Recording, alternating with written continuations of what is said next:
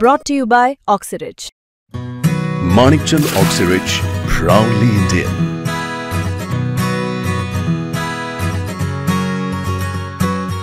हवामान खात्याकडून अनेक जिल्ह्यांना अलर्ट देण्यात आलेला आहे। सतर्कतेचा इशारा अनेक भागांना देण्यात आलेला आहे। घरातून बाहेर न पडण्याचं आवाहन सुद्धा हवामान खात्याकडून करण्यात येत आहे। मात्र मराठा आरक्षणाच्या मागणीसाठी राज्यभरातून हजारोंच्या संख्येने नागरिक मुंबईत दाखल झालेले आहेत। मनोज जरांगे पाटील यांच्यासोबत हजारोंच्या संख्येने नागरिक आझाद मैदानावर दाखल झालेले आहेत।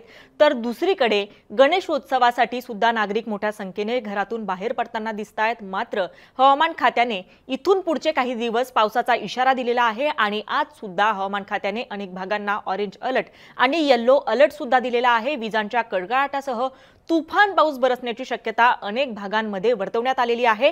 त्यामुळे इथून पुढे वातावरणाची नेमकी काय स्थिती असणार आहे, कुठे पाऊस मुसळधार कोसळणार आहे आणि कुठे कमी पावसाची शक्यता असणार आहे, हेच आपण या व्हिडिओच्या माध्यमातून समजून घेणार आहोत।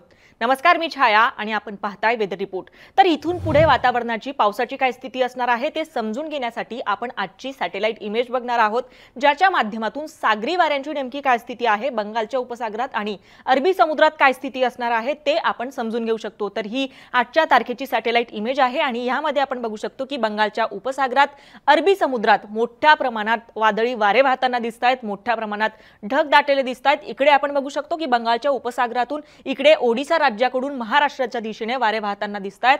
बंगालच्या उपसागराचा आणि अरबी समुद्राच्या वादळी वाऱ्यांचा कमी दाबाचा पट्टा म्हणून महाराष्ट्रावर सुद्धा मोठ्या प्रमाणात ढग दाटलेले आहेत। वादळी वारे मोठ्या प्रमाणात वाहताना दिसतायत आणि ह्या कमी दाबाच्या पट्ट्याचा परिणाम म्हणून महाराष्ट्रातल्या अनेक भागांमध्ये तुफान पाऊस पडण्याची शक्यता असणार आहे। तर या संदर्भात हवामान खात्याने ट्विट करत नक्की काय म्हटलेलं आहे ते सुद्धा समजून घेणं महत्त्वाचं आहे। तर हवामान खात्याचे हे ट्विट आहेत, ज्यामध्ये हवामान खात्याकडून सांगण्यात आलेलं आहे heavy to very heavy rainfall very likely to occur at isolated places in the districts of south Konkan, Goa and in ghat areas of south Madhya Maharashtra.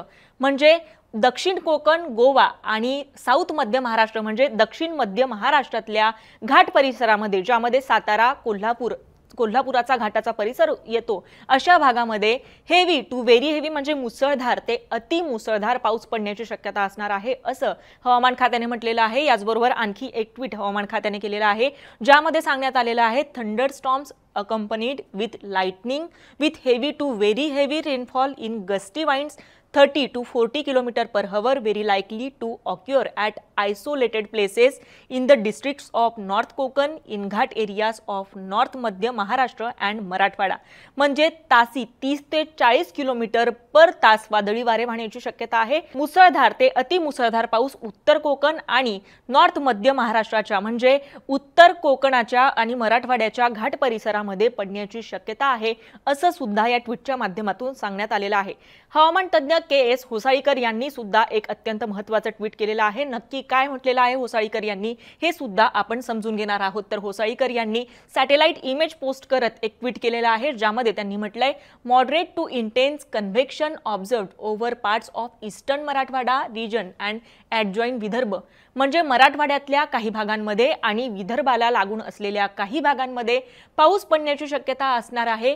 याचबरोबर पुढे त्यांनी असं सुद्धा म्हटलेलं आहे possibility of moderate to heavy spells intermittent during next 2 to 3 hours as shown at isolated places parts of South Konkan, light to moderate spells during next 1 to 2 hours। म्हणजे पुढच्या 2 ते 3 तासांमध्ये दक्षिण कोकणच्या भागामध्ये मुसळधार पाऊस पडण्याची शक्यता असणार आहे, असं एकंदरीत या ट्विटचा अर्थ होतो। आता कोणत्या जिल्ह्यात कोणता अलर्ट हवामान खात्याने दिलेला आहे ते सुद्धा पुढच्या मॅप्सच्या माध्यमातून आपण समजून घेऊ शकतो। तर आता स्क्रीनवर दिसत असलेल्या या मॅपमध्ये आपण बघू शकतो की आज हवामान खात्याने अनेक जिल्ह्यांना अलर्ट दिलेला होता।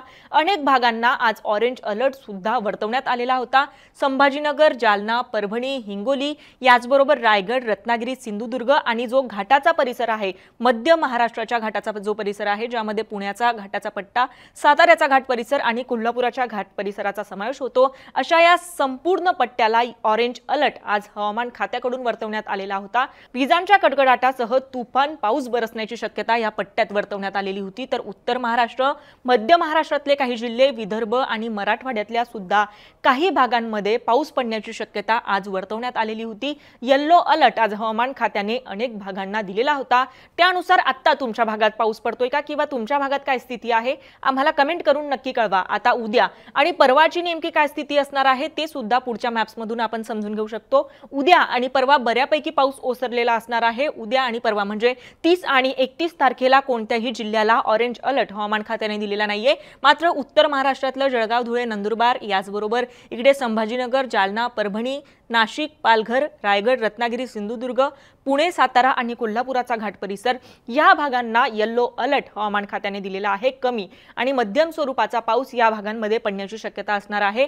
तर 31 तारखेला उर्वरित महाराष्ट्र जर सोडला, कोकण किनारपट्टीचा भाग वगळता, तर इतर ठिकाणी पाऊस नसणार आहे। मात्र रायगड, रत्नागिरी, सिंधुदुर्ग आणि त्याला लागून असलेल्या घाटाच्या परिसरामध्ये कमी ते मध्यम स्वरूपाचा पाऊस पडण्याची शक्यता असणार आहे। हा जो पट्टा दिसतोय हा येलो झोन मध्ये आहे, त्यामुळे कमी ते मध्यम स्वरूपाचा पाऊस या पट्ट्यात पडण्याची शक्यता असणार आहे। आता त्याच्या पुढच्या दिवशी म्हणजे 1 आणि 2 तारखेला काय स्थिती असणार आहे, तर 1 आणि 2 तारखेला सुद्धा पाऊस ओसरलेला असणार आहे।